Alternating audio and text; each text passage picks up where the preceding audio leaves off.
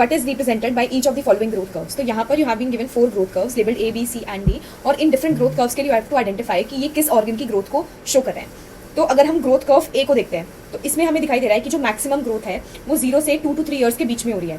उसके बाद the growth is almost static. ये जो ग्रोथ पैटर्न होता है हमें कहाँ देखने को मिलता है? ब्रेन के लिए, क्योंकि हमने बात किया कि ब्रेन का जो मेजर हमारा ग्रोथ है वो initial 2 to 3 years of life में ही हो जाता है.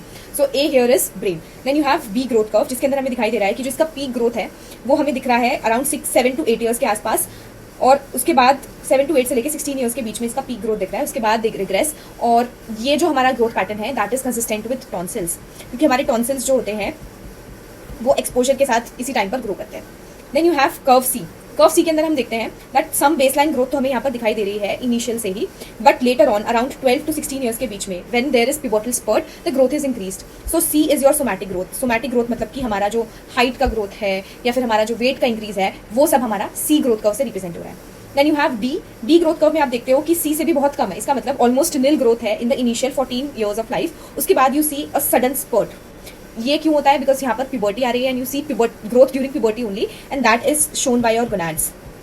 तो A is for brain, B is for tonsil, C is for somatic growth and D is for your gonads or testis or ovary, you can say anything. इसके according जो answer बनता है that would be D.